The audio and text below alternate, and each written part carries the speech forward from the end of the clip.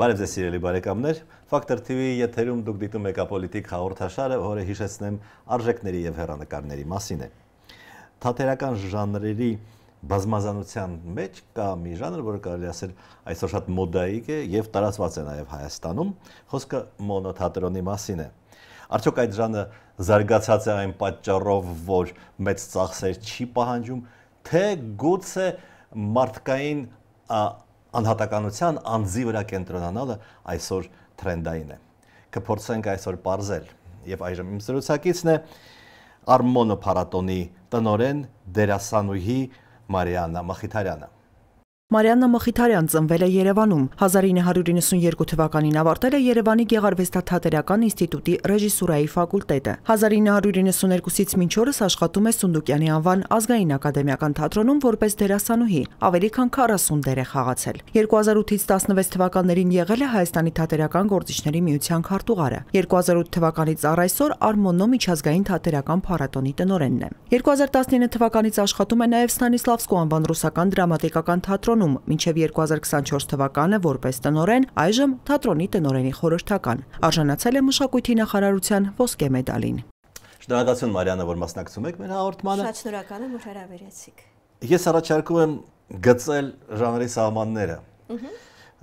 բացառման սկզբունքով։ Ինչը մոնոթատրոն չի, հա? Օրինակ ստենդափը մոնոթատրոն չի։ Գիտեք ինչ, մոնո ժանրը պարունակում է իր մեջ լիքը ժանրեր, եւ մոնոօպերա, եւ ինչու՞ չէ նաեւ ստենդափ, եւ մոնոպաշ, եւ այդպես որ դա շատ բազմերանգ ժանր է։ Ես ստենդափը ինչպես եմ պատկերացնում, օրինակ մոնոթատրոնի ժամանակ կա պիես, կա ինչ-որ սցենար, որով դերասանը առաջնորդվում է։ Իսկ ստենդափի ժամանակ կարող է դիմել լսարանին, ասել ինձ ասենք տեսնում է, ասում է, այդ սրա ակտոսը խախախա, վայ սրա ճաղատը խախախա եւ ամբողջ ուրեմն հանդիսատեսը սկսում է ծիծաղել, ես ենթադրում եմ, որ մոնոթատրոնում դա հնարավոր չի։ Չէ, ամեն ինչ էլ հնարավոր է։ Հնարավոր է։ Կյանքում ամեն ինչ հնարավոր է, անհնար բան չկա։ Եվ այդ ինտերակտիվ զրույցը կարող է լինել ցանկացած ներկայացման ժամանակ, նույնիսկ մոնոօպերայի ժամանակ։ Եվ մանավանդ դոկ թատրոնը, որը նույնպես վավերագրական թատրոնը իր մեջ նույնպես պարունակում է ստենդափի տարեր։ Այսինքն լրջություն, ոչ լրջություն, չգիտեմ, կատակերգություն, ողբերգություն։ Ամեն ինչ, ինչ պատկերացում եք, այ գիտեք, մոնո ներկայացումը երևի ստեղծվեց այն ժամանակ, երբ տարիներ, դարեր առաջ ինչ-որ մեկը վերցրեց մի փոքր լատ, կանգնեց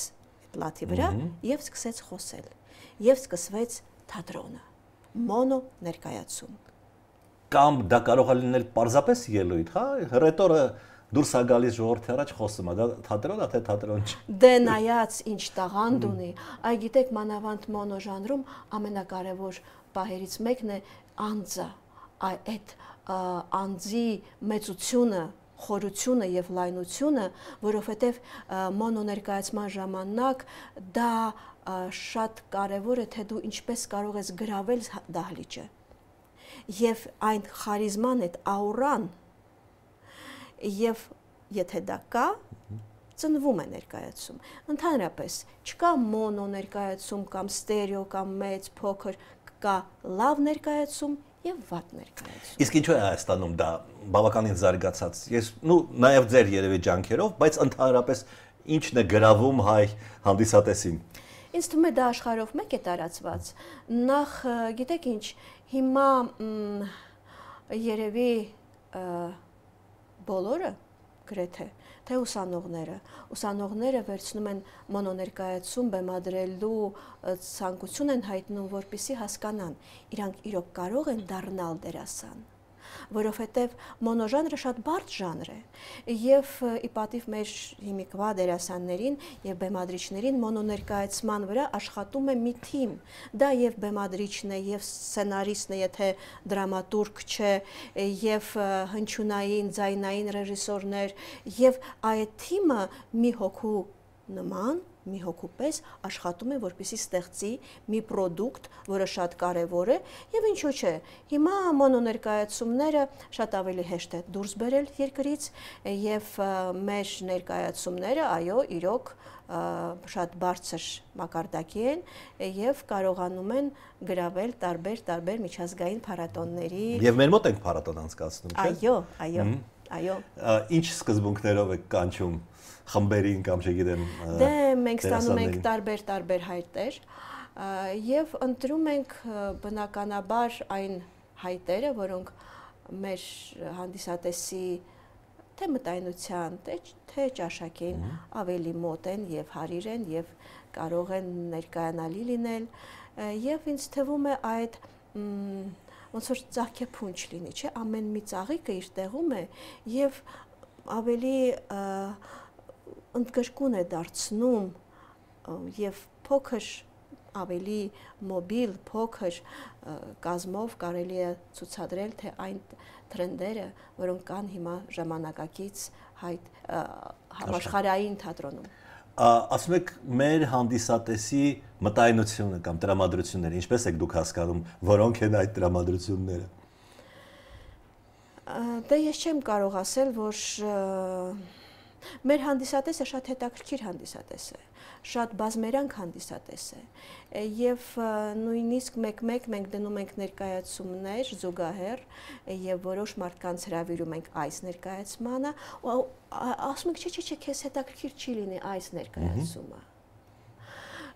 Եվ համենայն դեպս ամեն մի ցանկացած հանդիսատես գտնում է այն ներկայացումը, որի մասին մտածում է եւ որովհետեւ մենք արդեն տարի 2 անգամ ենք անցկացնում Հայաստանում փառատոն եւ մինչեւ հաջորդ փառատոն հիշում է այդ ներկայացումը։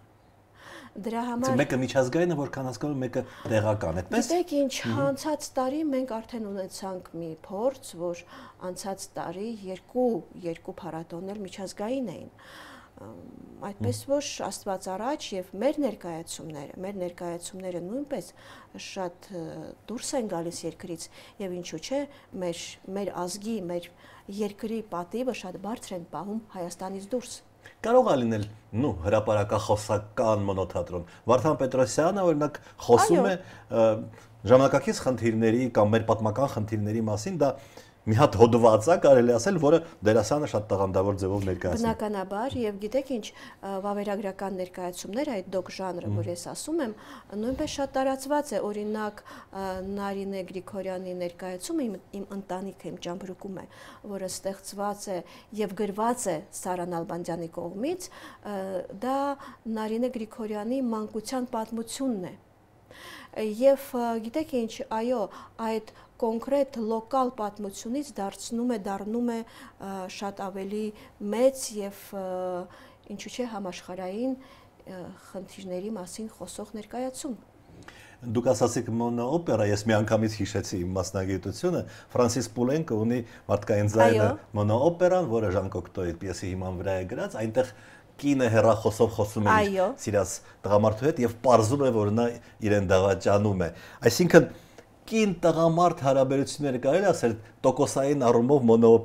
մոնո ներկայացման մեջ նշանակալից դեր են խաղում։ Այո, խաղում են, բայց ոչ միշտ։ Ոչ միշտ, որովհետև գիտեք ինչ, երևի մոնոժանրը ավելի տարբերվում է ինքնախորացման եւ ավելի ճանաչելու մեջ, որովհետև գիտեք ինչ, դերասանի համար ինչքան ավելի հետաքրքիր է նյութը գրական, որովհետև վերջերս ինձ թվում է մեր թատրոնը ունի խնդիր լավ պիեսաների, լավ գործերի եւ որովհետև որտեղից այդ խնդիրը առաջացել։ Գիտեք, երևի մենք տարբեր է, շատ բազմերանգ է այդ խնդիրը, բայց շարունակեմ միտքս, հետո անցնեմ։ Գիտեք, ինչքան ավելի խորն է կերպարը, որ դու կերտում ես, այդքան ավելի դու ես հետաքրքիր դառնում, թե ինքդ քեզ համար, թե հոգիդ ավելի լայնանում է, մեծանում է, խորանում է եւ հանդիսատեսի համար ես ավելի հետաքրքիր դառնում եւ գրավիչ։ Եվ այդ գիտեք երևի դերասանը այն մարդն է, այո, որ կարողանում է վերապրել 1000 ու մի կյանք, 1000 ու մի պատմություն եւ արդեն իրենից է կախված։ Նա դառնում է ավելի հետաքրքիր։ Իր խարիզման աճում է, թե ոչ։ Ինչ վերաբերում է նյութի պակասը, այո, ոչ թե նյութի պակասը, այլ հիմա մենք իրոք վերջերս մենք նաև ռիդինգներ ենք, ընթերցումներ ենք թատերականացված անցկացնում եւ գիտեք ինչ, նաև այո, դասականը կա ու կա եւ 1000 ու մի ձևով կարելի է բեմադրել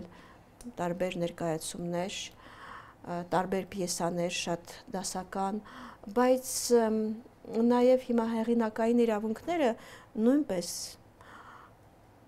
որոնք պարտադիր են դարձել։ Մեկ-մեկ նայում ես ներկայացում, խստացել է այդ խնդիրը։ Խստացել է։ Մեկ-մեկ նայում ես ներկայացում, որը գրված է, նույնիսկ նշված չէ ով է հեղինակը։ Այս պիեսն է։ Հետո 5 րոպե հետո դառնում է մեկ ուրիշ պիեսի եւ այդ միքսը տարբեր պիեսաների դա աղքատացնում է նյութը։ Թե հանդիսատեսի համար, թե դերասանի։ Եվ դա դառնում է միգուցե սենց ոչ պիես, ոչ սցենար, եւ ինձ թվում է դե բոլոր դեպքերում լինում են եւ կան եւ մենք էլ ունենք շատ հետաքրքիր հեղինակներ։ Այ նյութի վերաբերյալ մոնոյի նյութի, հա, կարելի է վերցնել Շեքսպիրի Համլետը դարձնել մոնո ներկայացում։ Եվ այդ դեպքերում կարող է քննադատները ասեն պղծել է, չգիտեմ, անհարգալից վերաբերմունք է, ինչպես կարելի է Շեքսպիրին բանալ։ Չէ, պատկերացրեք հիմա Շեքսպիրը, բայ, Շեքսպիրի հետ ինչ լավ է, գիտեք ինչ նաև Շեքսպիրը այն հեղինակները, որոնք 50 տարի առաջ են մահացել, իրանք շատ լավն են, որովհետև արդեն իրենք չեն կարող զանգել կամ գրել, ասել ոչ, ես խնդրում եմ այս կետը, այդ ստորակետը մի հանեք, այդ պարբերությունը մի հանեք, դա իսկ հիմա դրա համար Շեքսպիրի հետ եւ տարբեր հեղինակների հետ անում են այն ինչ ուզում են եւ դա հետաքրքիր էքսպերիմենտներ են լինում։ Շեքսպիրի թորները ձեզ չեն զանգում, չեն ասում։ Ոչ, բայց կա դասական արվեստ, հա, մենք գիտենք թե ինչպես է, չգիտեմ, Շեքսպիրը բեմադրվում եւ հանկարծ մեկը դուրս է գալիս մի հատ աթոռով սկսում է Համլետ ներկայացնել։ Եվ դա շատ հետաքրքիր է։ Այ գիտեք, մենք հիմա ապրում ենք շատ հետաքրքիր դարաշրջանում, երբ ամեն ինչ գրեթե կարելի է։ Եվ այդ կարելին իհարկե արհեստական բանականությունը, որը մենք նույնպես անդրադարձել ենք անցած տարի արհեստական բանականությանը, եւ արհեստական բանականությունը միգուցե ավելի դրդում է մարդուն մնալ մարդ եւ այդ էքսպերիմենտները նույնիսկ տեքստի հետ տարբեր պիեսաների հետ դարձնել ավելի մարդկային, որովհետև ինչով ենք մենք տարբերվելու արհեստական բանականությունից, միգուցե նրանով, որ այո, մենք պիտի էլ ավելի դառնանք մարդ։ Միանշանակ համաձայն եմ ձեզ հետ, բայց կան նաև դրամատուրգներ, որոնք գրում են մոնո։ Օրինակ, իմ եւ ձեր ընդհանուր բարեկամ Կարինե Խոդիկյանը, չէ՞։ Այո։ Նա շարունակում է ստեղծագործել հենց մոնոյի ժանրում, չէ՞, այսպես ասած։ Այո, նա շատ հետաքրքիր պիեսաներ է գրում եւ ասեմ ձեզ, բեմադրված ներկայացումները մասնակցում են եւ կմասնակցեն տարբեր միջազգային փառատոների եւ իրոք եւ ինչքան ասեմ ձեզ, մեծ գաղտնիք բացեմ, Կարինե Խոդիկյանը այս տարի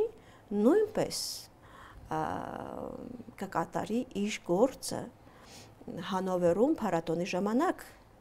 որպես դերասանուհի։ Չէի իմանում։ Այո, որպես դերասանուհի նա այդ տեսակ հայտ ներկայացրեց եւ նա ուներ այդպիսի փորձառություն եւ համավարակի ժամանակ մենք անցկացրեցինք փառատոն, ամբողջ աշխարհը կանգնած էր, բայց մենք փառատոն էինք անցկացնում եւ Կարինե Խոդիկյանը դիմակով այդ ֆսֆսիկով, չգիտեմ, լապտոպով նստած, այո, դա մի քիչ ավելի շատ թատերական ընթերցում էր, բայց այդ սահմանը ներկայացման եւ թատերական ընթերցման երևի գալիս է նրանով սահմանվում է, որ հեղինակը ավելի հետաքրքիր է եւ այդպիսի կին ինչպիսի Կարինեն, այո, կարողանում է ներկայանալ իր հմայքով, իր ամեն ինչով։ Ասացիք երաժշտությունը, դեկորը, դրանք պարտադիր են, թե կարող է ոչ մի բան չլինի բեմում, ընդհանրապես մի աթոռ լինի եւ վերջ։ Իհարկե։ Եվ ոչ մի երաժշտություն չլինի, ոչ մի դեկոր չլինի, լույսը սովորական լույսը։ Այս կյանքում ամեն ինչ էլ հնարավոր է։ Ուղղակի ես ասում եմ, ներկայացումը պիտի կամ լավը լինի, կամ վատը։ Դա կախված է մոնոյում, կրկնում եմ, թե ինչ մեծության անձ է եւ ինչ հետաքրքիր է նայել այդ մարդուն, լսել եւ խորանալ իր հոգու մեջ, թե չէ կարող է լինել 100 հոգի բեմում եւ մեծ սպեցիֆիկներ եւ այլն եւ ոչ մի բան չլինել։ Եվ ոչ մի բան։ Երբ որ ոչ մի բան չկա, դա դու կենտրոնանում ես այդ դերասանի վրա, այսինքն դու դերասանից շատ բան է պահանջվում, ավելի շատ բան, չէ՞, այդպես է։ Իհարկե, այդ դեպքում ավելի ինչքան հետաքրքիր է մարդը, այդքան ավելի հետաքրքիր է իրան նայել, ինչքան ինքը հետաքրքիր տեքստ է ասում, ինչքան ինքը դարձնում է այդ տեքստը իրանը եւ ինչքան ինքը կարողանում է գրավել դահլիճը, դա շատ կարևոր է։ Մենք ունենք այսպիսի բաժին, որը կոչվում է մեջբերում։ Ես կներկայացնեմ մեջբերումը եւ դուք այն կմեկնաբանեք, եւ մեր այսօրվա մեջբերումը բրիտանացի շատ հայտնի դերասան Փոլ Սքոֆիլդից է։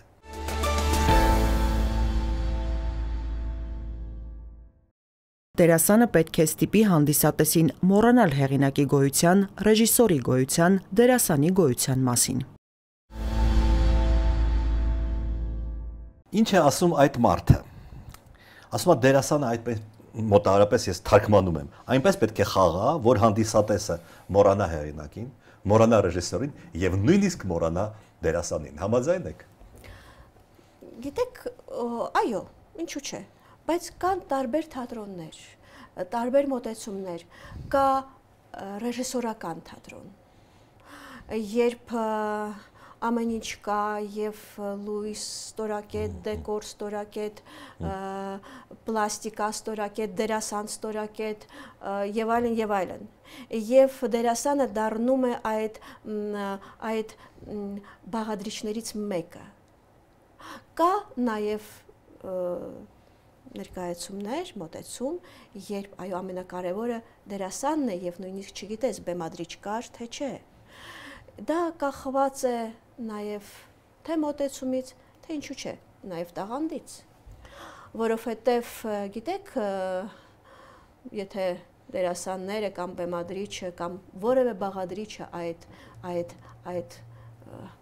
այդ պրոդուկտից, տենց ասեմ, անհետաքրքիր է եւ ոչ տաղանդավոր, արդեն հանդիսատեսը եւ կմոռանա, որ նա չի հիշի ոչ մի բան, բայց իրան անհետաքրքիր կլինի։ Այդպես որ այդ բազմերանք լինելը թե ներկայացումների, թե մոտեցումների դա դարձնում է այդ թատրոնի առեղծվածային աշխարհը ել ավելի առեղծվածային։ Երբ ամեն ինչ կա եւ շատ տարբեր է եւ շատ բազմերանք, դա է հաճույքը թատրոնի։ Եթե ռեժիսորական թատրոնի մասին խոսենք, ես երբ որ Մոսկվա էի գնում սովետի տարիներին, ես շատ էի սիրում մոսկովյան ռուսական թատրոնները, Տագանկան, Լենկոմը, դրանք հենց ռեժիսորական էին, հա։ Այո, ես կարող եմ ասել, տենց հեղինակային թատրոններ էին, եւ ինչու՞ չէ, ամեն մի ավաղ թատրոնը, ինչպես ամեն մի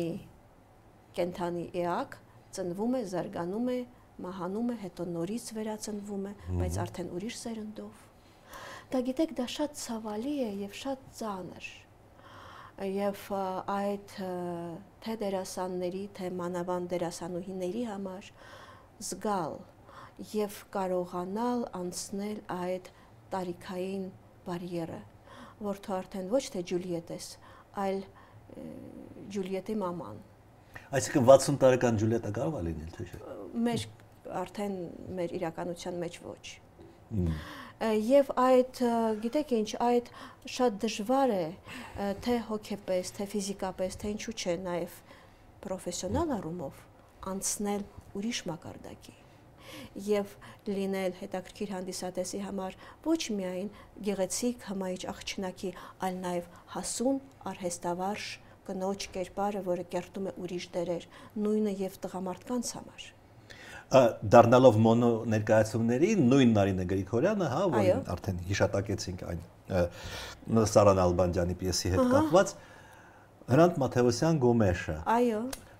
Դու ինքդ դուրս է գալիս եւ մի քանի րոպեից դու այլևս չես հիշում, որ կին է կանգնած, հա, ինքը արդեն այդ կենթանուն է ներկայացնում։ Դա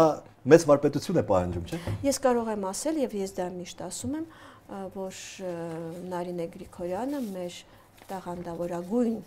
դերասանուհիներից է եւ բեմադրիչներից եւ գիտեք ինչ, Գոմեշ ներկայացումը ծնվեց համավարակի ժամանակ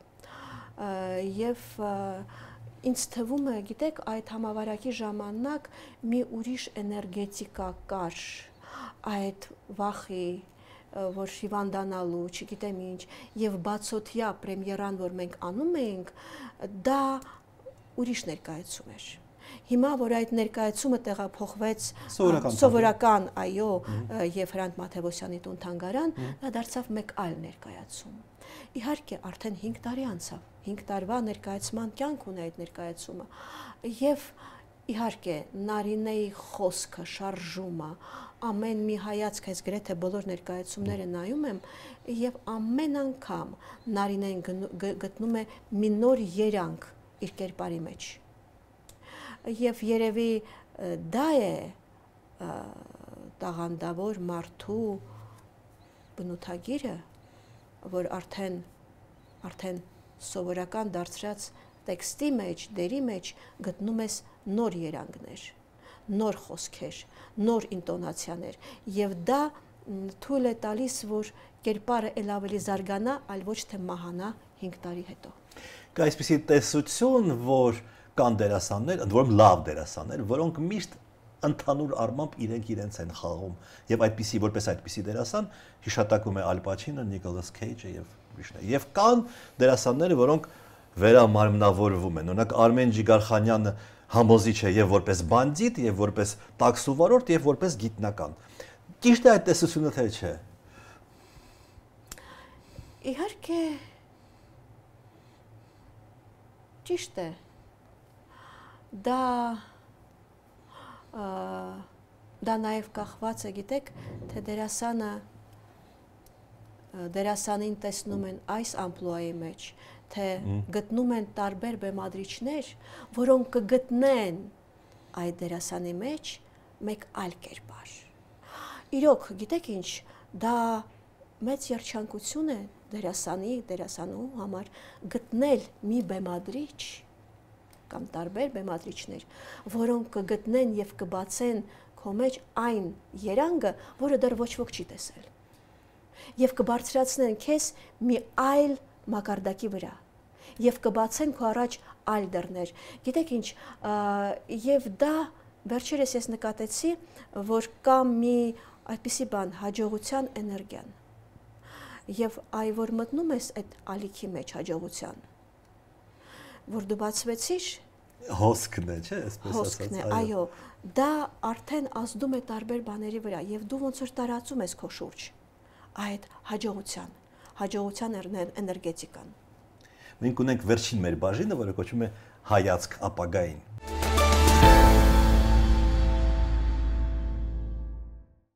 Սիրելի Մարիաննա, դուք նկարահանվել եք ժամանակին սերիալում, հա? Սերիալներում, այո։ Սերիալներում ընդհանրապես պետք է ասել, որ մարդիկ սիրում են սերիալները, չնայած սիրում են, բայց 80% ասում են, որ մենք ատում ենք սերիալ։ Ինչ անճաշակություն, ինչ տափակ բաներ եւ այլն։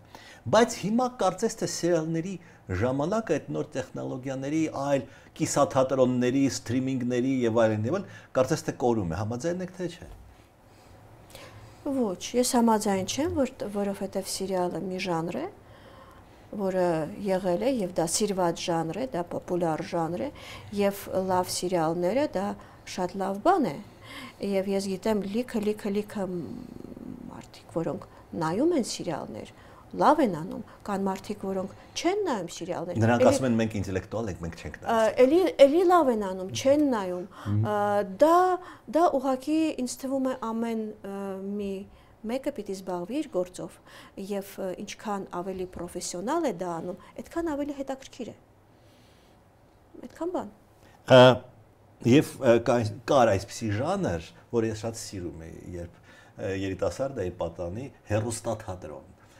Հեռուստատեսությունում մեր հայկական հեռուստատեսությունում կար առանձին խմբագրություն դրամատիկ հաղորդումների եւ ամեն շաբաթ ներկայացվում էր նոր Արտաշես Խաղանթարյանը շատ աստղով մարդ էր, նա ղեկավարում էր ժամանակին այդ ուրեմն խմբագրությունը եւ ամեն շաբաթ ինչ որ հեռուստաթատրոն էր ներկայացվում, նաեւ շատ լավ բաներ, այդ թվում նաեւ միջակ բաներ։ Կարող է պատահել, որ այդ ժանրը վերածնվի։ Ինձ թվում է ոչ։ Ինձ այդպես է թվում։ Ինչու՞։ Որովհետեւ ինձ թվում է կյանքը փոփոխվում է, սիրիալները իրոք գրավեցին այդ հեռուստաթատրոնի տեղը եւ հիմա ինձ այդպես է թվում հիմա այդքան որպեսզի այդ հեռուստաթատրոնը լինի հետաքրքիր դրա ինձ թվում է պետք է լիքը գումար ծախսվի ամեն մի ներկայացման վրա որովհետեւ դա չի կարող լինել խղճուկ մի շոր, որը դու տեսել ես այս դերասանուհու վրա հետո տեսար մի քանի շաբաթ հետո այլ պիեսում եւ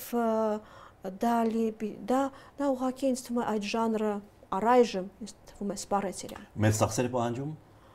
Ամեն, չգիտեմ, ինձ թվում է սպառեց այդ ժանրը իրան։ Ինձ թվում է այդպես։